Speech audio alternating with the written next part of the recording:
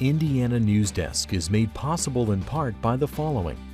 Indiana University's Center for Applied Cybersecurity Research, presenting Security Matters with tips for improving online security in 3 minutes or less. And by WTIU members. Thank you. Coming up on Indiana Newsdesk. Ivy Tech is the only public school in the state that's not getting money for major building projects. Ahead, why it's being left out. I think we all need to make sure we know what the mission of Ivy Tech is and where we're going to go the next 5 years. Thousands of unexploded bombs and depleted uranium sit on this abandoned Army testing site in Jefferson County. Federal law requires frequent inspections to make sure nothing harmful is leaking into the water. But the Army wants to put an end to those inspections despite concerns from residents. I don't see why they couldn't just go in and clean it up, and then we wouldn't have to worry about the leaching into the soils and the water tables and affecting the wildlife and, of course, humanity down the stream. What are the real risks, and what is the long-term plan for the 50,000-acre site? Plus a shakeup on the State Board of Education. Our State Impact Education team introduces us to the new members who'll be responsible for crafting the state's education policies. Those stories and the latest news headlines from across the state right now on Indiana Newsdesk.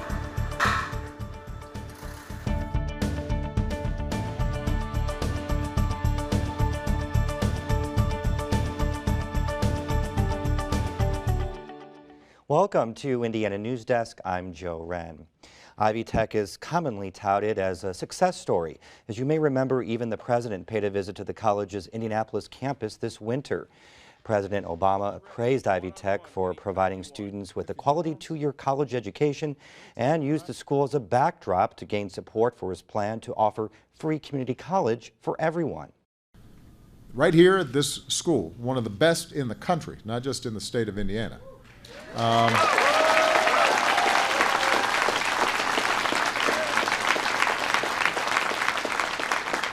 You're finding ways to raise graduation rates and partner with businesses to help provide apprenticeships and other pathways to careers that pay well in fields like construction and technology.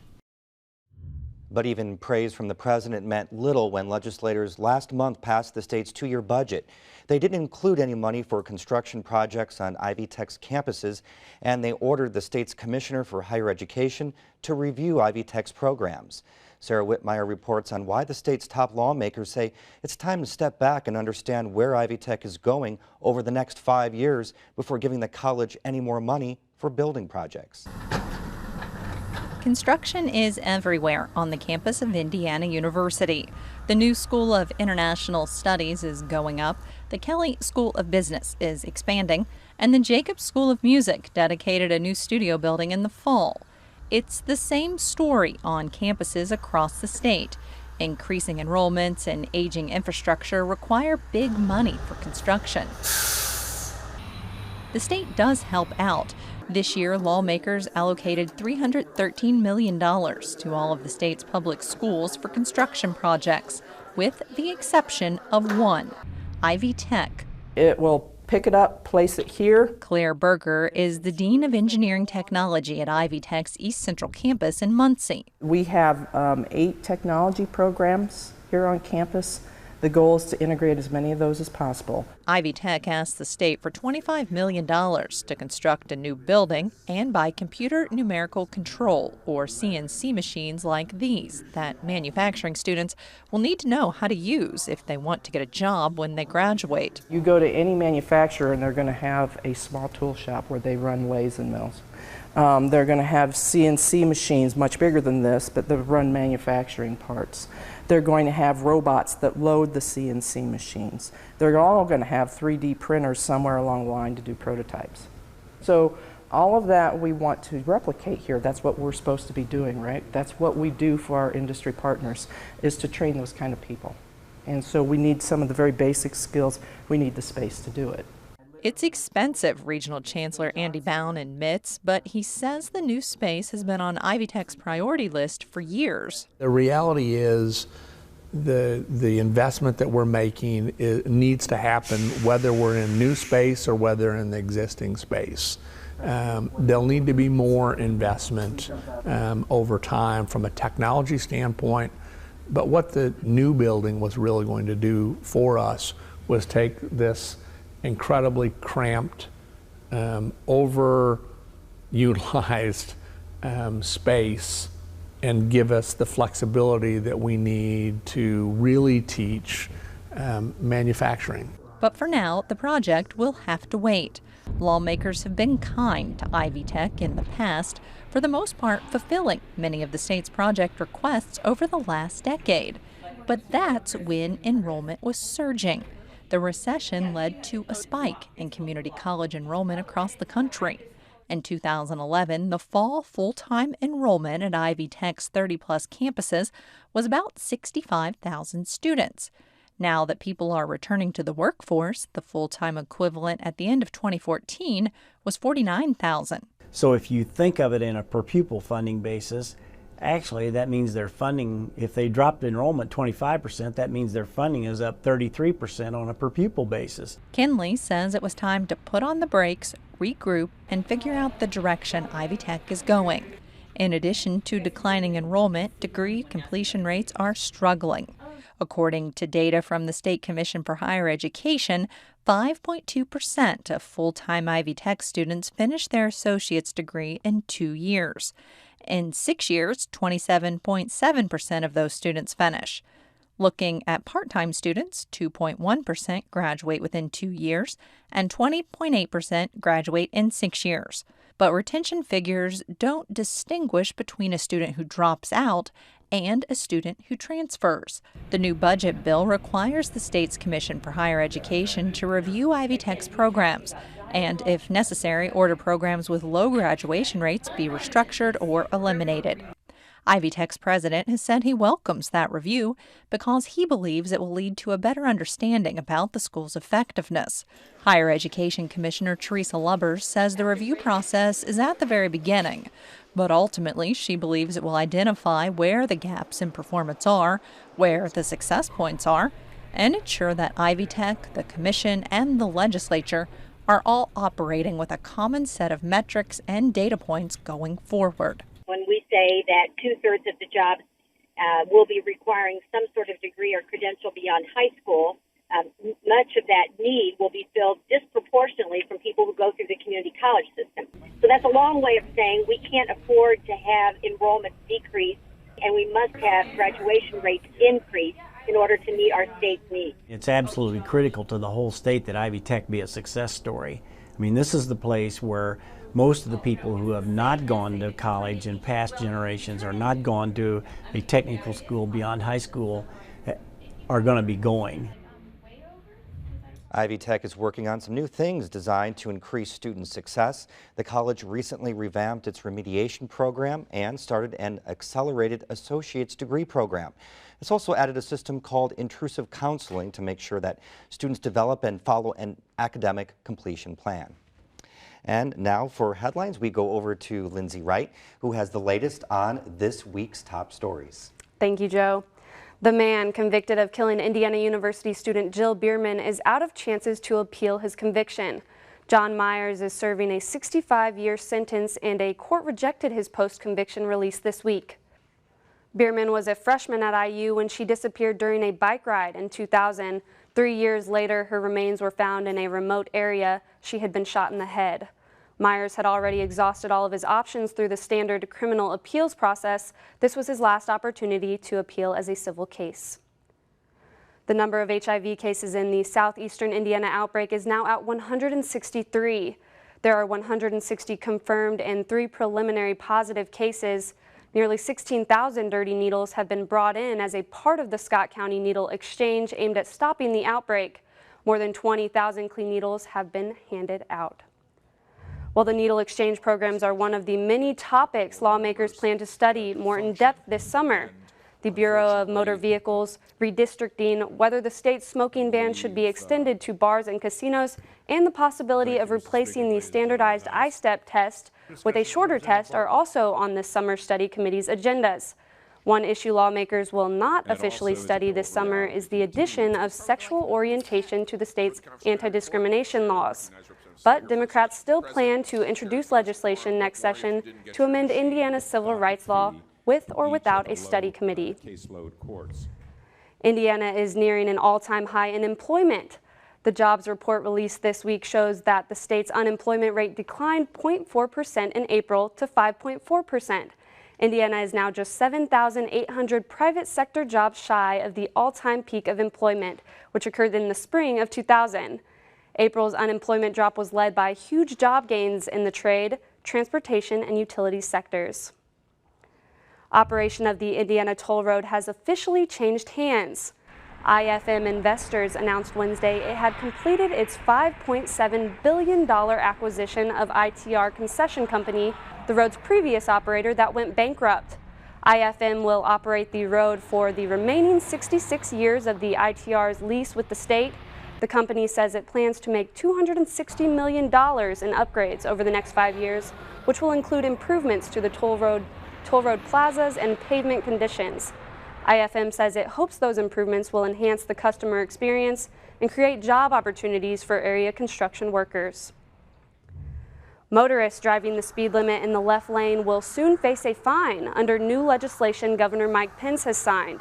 The governor enacted a law earlier this week that allows police to issue a $500 ticket to left lane drivers who are going the speed limit and reasonably know a car behind them is trying to pass.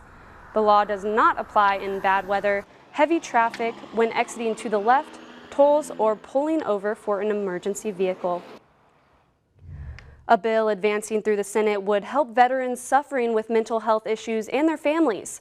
The bill, co-authored by Indiana Senator Joe Donnelly, gives veterans and their families access to local providers for help with post-traumatic stress disorder and other mental health issues linked to their service. It also calls for training for local centers to help them understand the unique issues veterans deal with. Indiana has VA hospitals in Indianapolis, Fort Wayne, and Marion, and outpatient clinics in 15 more cities. But Donnelly says the flow of veterans returning from Iraq and Afghanistan is too great for the VA to handle alone. The woman whose death sentence got worldwide attention almost 3 decades ago committed suicide this week. Paula Cooper was at one time the youngest person in the U.S. on death row.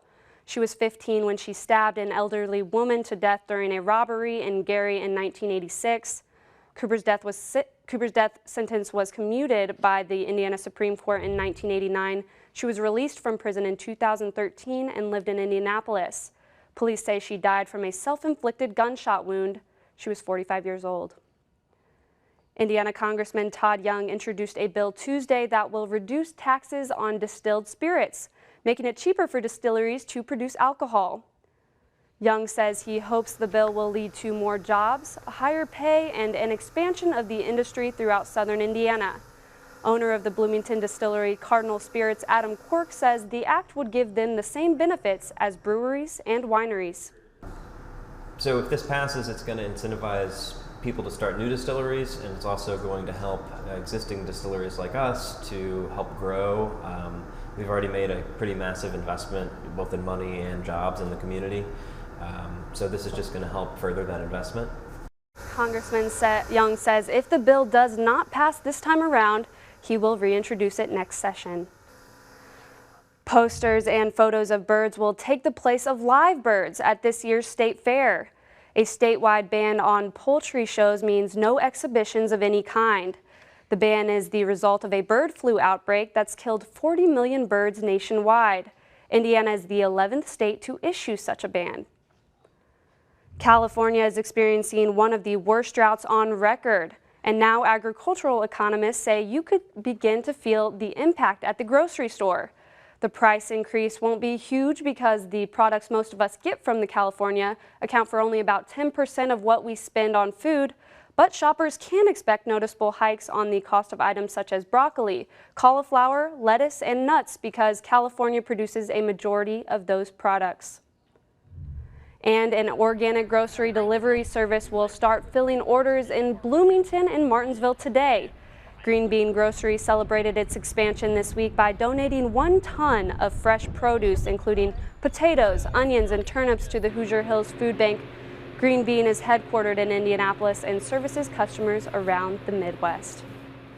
And Joe Green Bean spokesperson Tricia Brand says Bloomington has been on the company's radar for a long time because it already has the market of people who are interested in this healthy eating. Well, quite an impact. We talked about Lucky's Market opening and then Whole Foods coming too. Thanks a lot, Lindsay. Coming up next on Indiana Newsdesk.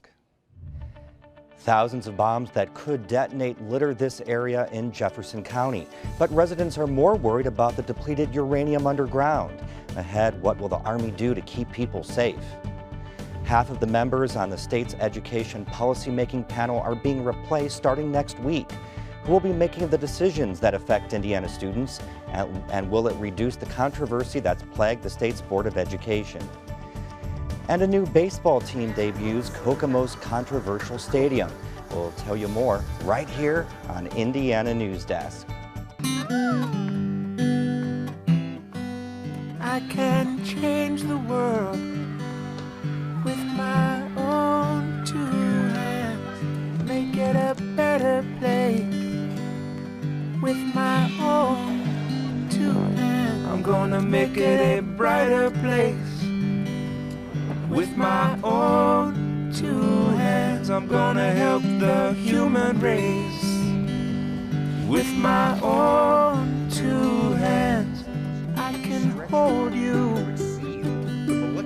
in my own two hands, and I can comfort you with my own two hands, with my own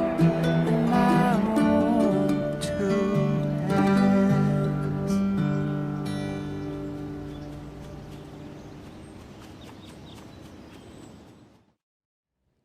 Welcome back to Indiana Newsdesk. The Jefferson Proving Grounds in southeast Indiana used to be an Army testing site, and remnants of that era, including unexploded bombs and depleted uranium, remain.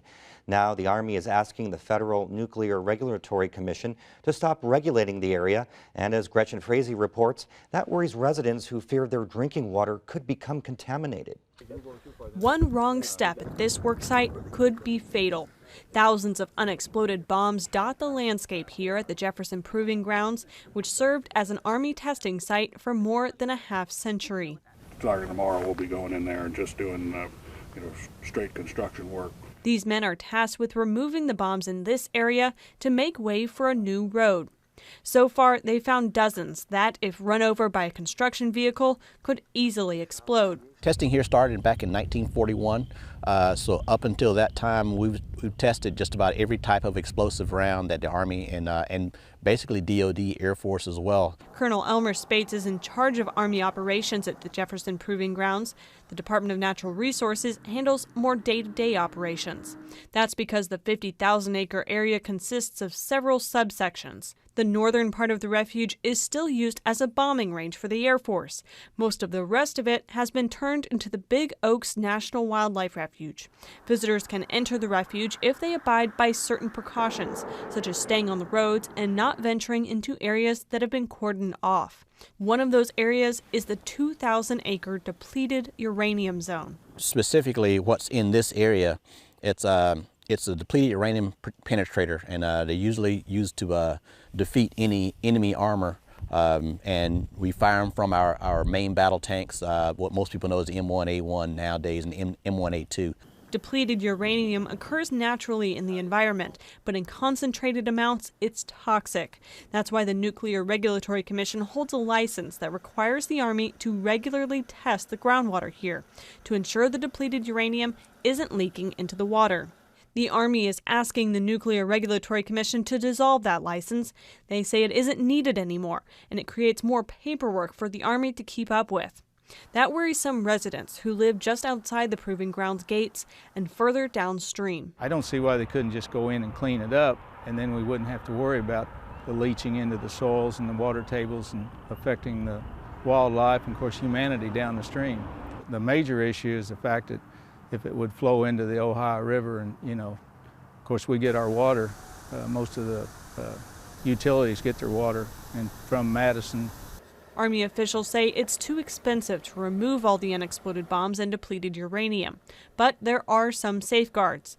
To get the license decommissioned, the Army needs to prove that it has measures in place that ensure depleted uranium levels will not exceed 25 millirem per year, or about 2.5 times the amount of depleted uranium naturally found in the environment.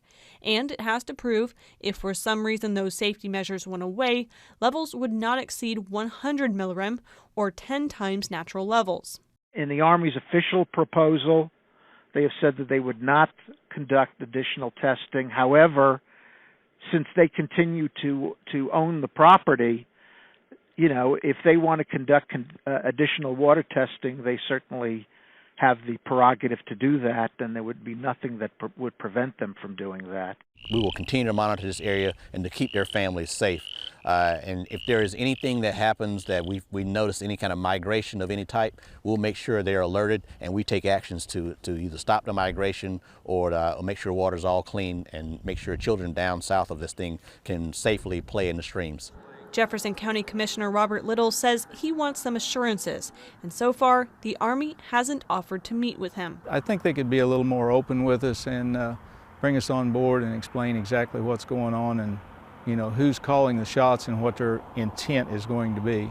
The Army doesn't have any long-term plans for the Jefferson Proving Grounds, but they say they don't plan to walk away anytime soon. The National Regulatory Commission expects to make its decision on whether to decommission the Army's license sometime in 2016. At the State Board of Education's meeting next week, half of the board will be new, as Governor Pence and top lawmakers capitalized on a new law that lets them reconstitute the board. To explain who the new members are and what this means for education policy in the state, Claire McInerney of our State Impact team joins us. Claire, let's start off first about who is leaving the state board and then who's coming in to replace them. Sure. So 5 people were not reappointed, and those people are Brad Oliver, Dan Elsner, Andrea Neal, Troy Albert, and Tony Walker. And they're being replaced by Eddie Melton, who is a businessman up in Maryville, Vince Bertram, who's the CEO of Project Lead the Way, which creates math and science curriculum for schools, Leanne Kwiatkowski, who's an assistant superintendent in Warren Township Schools in Indianapolis, Steve Yeager, a recently retired superintendent from Fort Wayne, and Byron Ernest, who is the head of a network of charter schools. I think it's interesting to know that with this new board and the new appointments, there are more people that work in schools or closely with students every day than the previous board. There were people who worked at colleges or as attorneys, and so they didn't necessarily interact with students and teachers directly, but this new board has more people that do. Now, I think what's on everybody's mind is that we all know that there's been some tension between Glenda Ritz and at least the previous board members. Do you think some of these new board members are going to help ease that and get things done?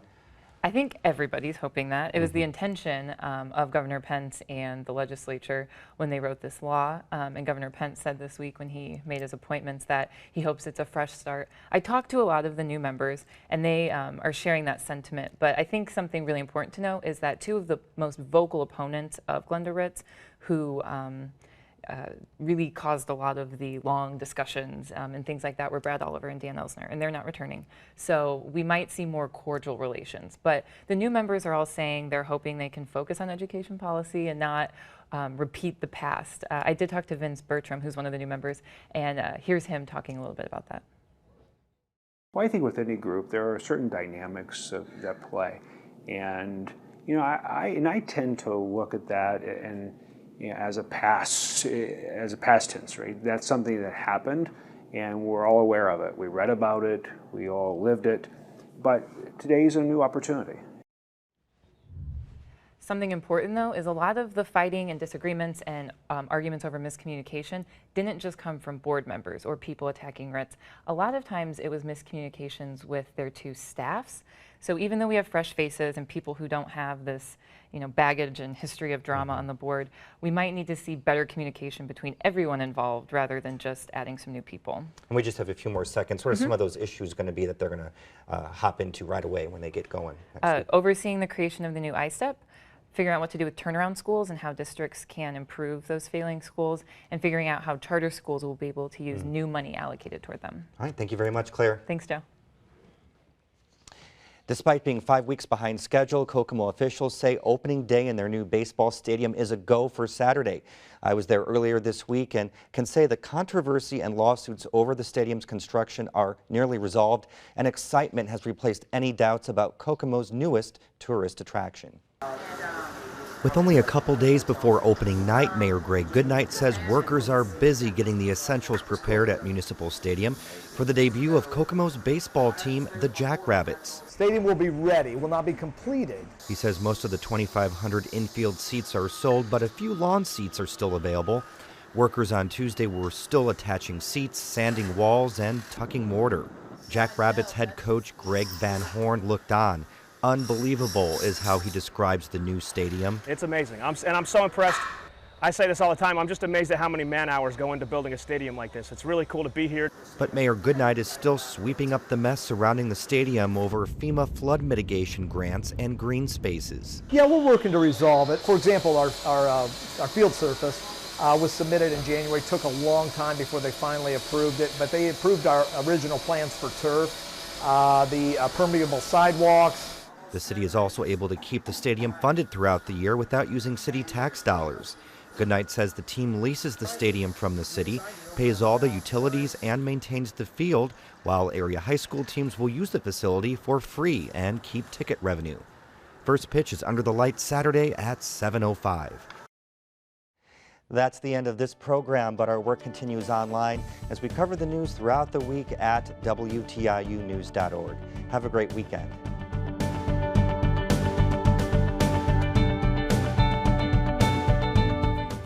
Indiana Newsdesk is made possible in part by the following.